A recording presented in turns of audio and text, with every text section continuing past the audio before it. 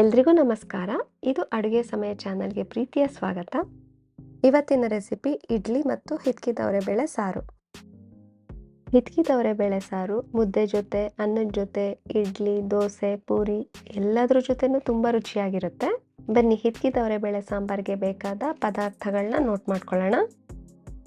ಅರ್ಧ kg ಅವರೆಕಾಳುಗಳನ್ನ ನೆನೆಸಿ ಹಿತ್ಕಿಟ್ಕೊಂಡಿದ್ದೀನಿ. ಒಂದು ದೊಡ್ಡ ಬೌಲಲ್ಲಿದೆ.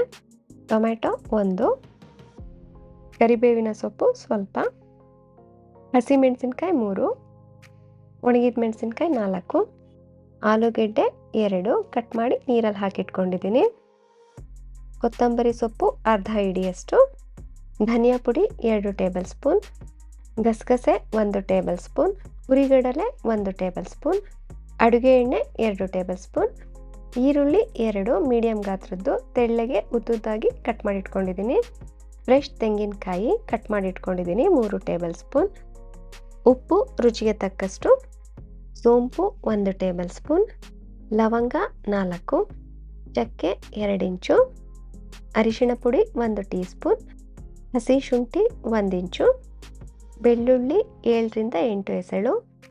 ಇದಿಷ್ಟು ಹಿತ್ಕಿದ ಅವರೆಬೇಳೆ ಸಾರು ಮಾಡಲು ಬೇಕಾದ ಪದಾರ್ಥಗಳು. ಬನ್ನಿ ಹೇಗೆ ಮಾಡೋದು ಅಂತ ನೋಡೋಣ.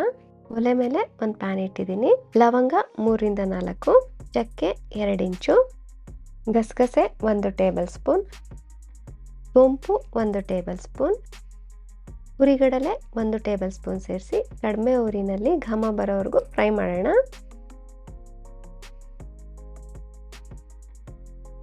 ಗಸಗಸೆ ಎಲ್ಲ ಸಿಡ್ತಿದೆ, ಘಮ ಬರ್ತಾ ಇದೆ.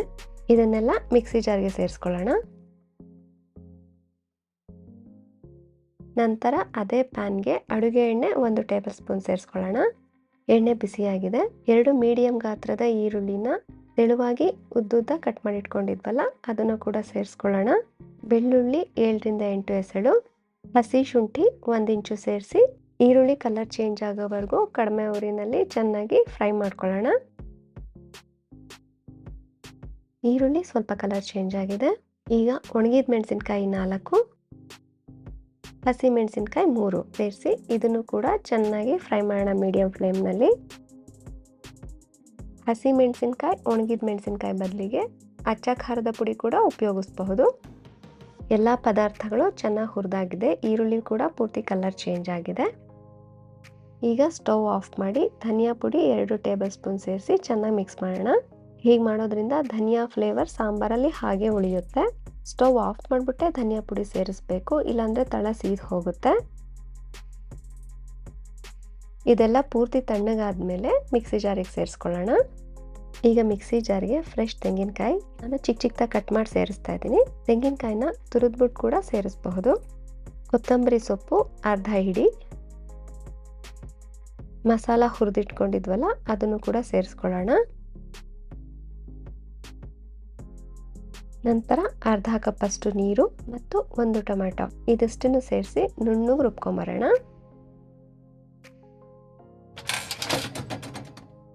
ಈ ರೀತಿ ನುಣ್ಣಗೆ ರುಬ್ಕೋಬೇಕು. ಮಸಾಲ ರೆಡಿ ಇದೆ. ಬನ್ನಿ ಸಾಂಬಾರು ಮಾಡೋದು ಹೇಗೆ ಅಂತ ನೋಡೋಣ. ನಾನಿವತ್ತು ಬಳಪದ ಕಲ್ಲಿನ ಪಾತ್ರೆನಲ್ಲಿ ಸಾಂಬಾರು ಮಾಡ್ತಾ ಇದ್ದೀನಿ. ನೀವು ದಪ್ಪ ತಳದ ಯಾವುದೇ ಪಾತ್ರೆನಲ್ಲಿ ಕೂಡ ಸಾಂಬಾರು ಮಾಡಬಹುದು. ಆದಷ್ಟು ಅಲ್ಯೂಮಿನಿಯಂ ಪಾತ್ರೆಗಳನ್ನ ಅವಾಯ್ಡ್ ಮಾಡಿ. ಅಡುಗೆ ಎಣ್ಣೆ 2 ಟೇಬಲ್ ಸ್ಪೂನ್ ಸೇರಿಸೋಣ. ಎಣ್ಣೆ ಬಿಸಿಯಾಗಿದೆ. ಕರಿಬೇವಿನ ಸೊಪ್ಪು ಸ್ವಲ್ಪ ಸೇರಿಸಿ ಫ್ರೈ ಮಾಡ್ಕೊಳ್ಳೋಣ.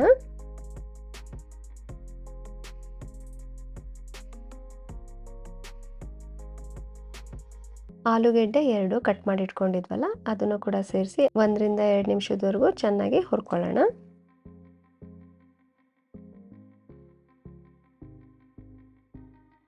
ಈಗ ಹಿತ್ಕಿದ ಅವರೆಬೇಳೆ ಒಂದು ದೊಡ್ಡ ಬೌಲ್ ಇದನ್ನು ಕೂಡ ಸೇರಿಸಿ ಮೀಡಿಯಂ ಫ್ಲೇಮ್ನಲ್ಲಿ ಹಿತ್ಕಿದವರೆ ಬೇಳೆನ 2ರಿಂದ 3 ನಿಮಿಷದವರೆಗೂ ಚೆನ್ನಾಗಿ ಫ್ರೈ ಮಾಡೋಣ.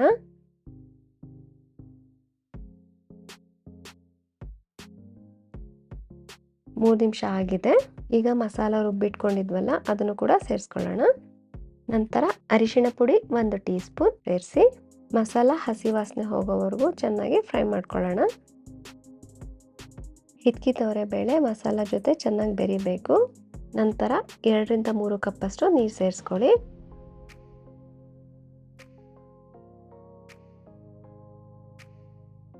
ಈಗ ರುಚಿಗೆ ತಕ್ಕಷ್ಟು ಉಪ್ಪು ಸೇರಿಸಿ ಚೆನ್ನಾಗಿ ಮಿಕ್ಸ್ ಮಾಡ್ಕೊಳ್ಳೋಣ.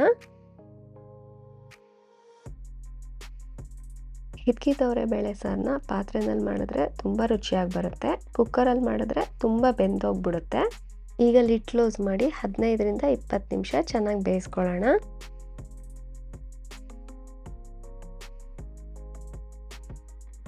ನಾನಿವತ್ತು ಹಿತ್ಕಿ ತೊಗರೆಬೇಳೆ ಸಾರು ಜೊತೆ ಇಡ್ಲಿ ಮಾಡ್ತಾ ಇದ್ದೀನಿ. ಹಾಗಾಗಿ ಸ್ವಲ್ಪ ಗಟ್ಟಿಗೆ ಮಾಡ್ತಾ ಇದ್ದೀನಿ. ನೀವು ಮುದ್ದೆಗೆ ಅಥವಾ ಅನ್ನಕ್ಕೆ ಮಾಡೋದಾದರೆ ಸ್ವಲ್ಪ ತೆಳುವಾಗಿ ಮಾಡ್ಕೊಳ್ಳಿ.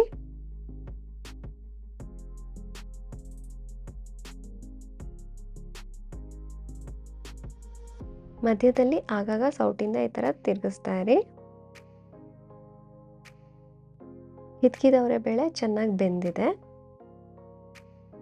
ಕೊನೆಯಲ್ಲಿ ಕೊತ್ತಂಬರಿ ಸೊಪ್ಪು 2 ಟೇಬಲ್ ಸ್ಪೂನ್ ಅಷ್ಟು ಚಿಕ್ಕ ಚಿಕ್ಕದಾಗಿ ಕಟ್ ಮಾಡಿರೋದು ಸೇರಿಸಿ ಚೆನ್ನಾಗಿ ಮಿಕ್ಸ್ ಮಾಡ್ಕೊಳ್ಳೋಣ. ಸಾಂಬಾರ್ ಘಮ ಘಮ ಪರಿಮಳ ಬರ್ತಾ ಇದೆ. ರುಚಿ ರುಚಿಯಾದ ಬಿಸಿ ಬಿಸಿ ಹಿತ್ಕಿ ತೊಗರೆಬೇಳೆ ಸಾಂಬಾರ್ ಸವಿಯಲು ರೆಡಿ. ಬನ್ನಿ ಈಗ ಇಡ್ಲಿ ಮಾಡೋದು ಹೇಗೆ ಅಂತ ನೋಡೋಣ. ಉದ್ದಿನ ಬೇಳೆ 1 ಕಪ್ ಒಂದು ಬೌಲ್ಗೆ ಸೇರಿಸಿ 2ರಿಂದ 3 ಬಾರಿ ಚೆನ್ನಾಗಿ ವಾಶ್ ಮಾಡೋಣ.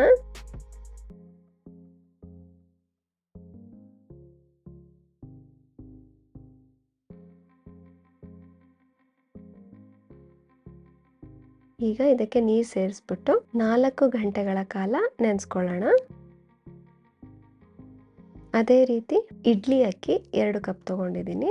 ಇದನ್ನು ಕೂಡ ನೀಟಾಗಿ 2ರಿಂದ 3 ಬಾರಿ ತೊಳೆದು ಅಕ್ಕಿನ 5 ಗಂಟೆಗಳವರೆಗೂ ನೆನೆಸಿಡೋಣ.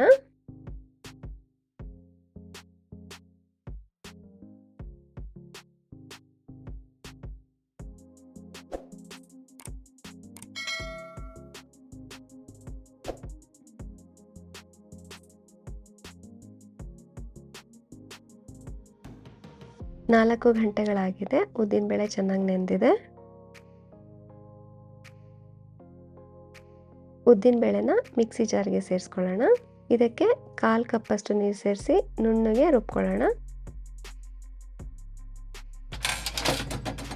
ನಾನು 2 ಬ್ಯಾಚ್ಗಳಲ್ಲಿ ಉದ್ದಿನಬೇಳೆನ ರುಬ್ಬಿದ್ದೀನಿ. ಈ ರೀತಿ ನುಣ್ಣಗೆ ರುಬ್ಬಬೇಕು. ಇದನ್ನು ಒಂದು ದೊಡ್ಡ ಪಾತ್ರೆಗೆ ಸೇರಿಸ್ಕೊಳ್ಳೋಣ.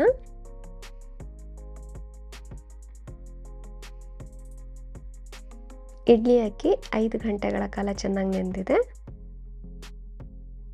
ಇದನ್ನು ಕೂಡ ಮಿಕ್ಸಿ ಜಾರ್ಗೆ ಸೇರಿಸಿ ತರಿತರಿಯಾಗಿ ರುಬ್ಕೊಳ್ಳೋಣ, ರವೆ ರೀತಿ.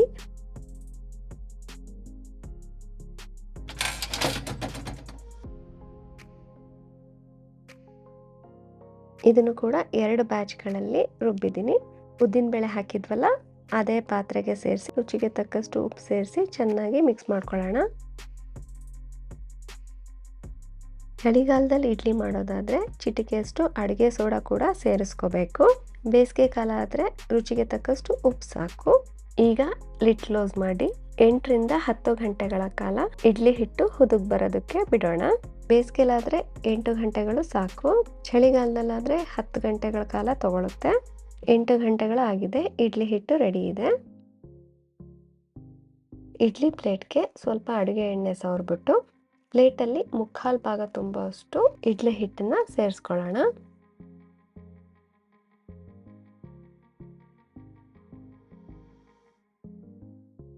ಇಡ್ಲಿ ಹಿಟ್ಟನ್ನ ಎಲ್ಲ ಪ್ಲೇಟ್ಗಳಿಗೂ ಹಾಕಿ ಆಯಿತು. ನಾನಿವತ್ತು ಇಡ್ಲಿನ ಕುಕ್ಕರ್ನಲ್ಲಿ ಬೇಯಿಸ್ಕೊತಾ ಇದ್ದೀನಿ. ಇಡ್ಲಿ ಪಾತ್ರೆ ಇರೋರು ಇಡ್ಲಿ ಪಾತ್ರೆನಲ್ಲಿ ಕೂಡ ಇಡ್ಲಿನ ಬೇಯಿಸ್ಕೋಬಹುದು. ಕುಕ್ಕರ್ ತಳಕ್ಕೆ 2 ಲೋಟದಷ್ಟು ನೀರು ಸೇರಿಸಿದ್ದೀನಿ. ನಂತರ ಇಡ್ಲಿ ಪ್ಲೇಟ್ನ ಇಟ್ಟು ಕುಕ್ಕರ್ ಲಿಡ್ ಕ್ಲೋಸ್ ಮಾಡಿ 1 ಲೋಟನ ಈ ರೀತಿ ಮುಚ್ಚೋಣ. ಈಗ ಇದನ್ನು ಮೀಡಿಯಂ ಫ್ಲೇಮ್ನಲ್ಲಿ 12ರಿಂದ 14 ನಿಮಿಷದವರೆಗೂ ಚೆನ್ನಾಗಿ ಬೇಯಿಸೋಣ. 12 ನಿಮಿಷ ಆಗಿದೆ. ಸ್ಟವ್ ಆಫ್ ಮಾಡಿ 2 ನಿಮಿಷದ ನಂತರ ಕುಕ್ಕರ್ ಲಿಡ್ ಓಪನ್ ಮಾಡ್ಕೊಳ್ಳೋಣ.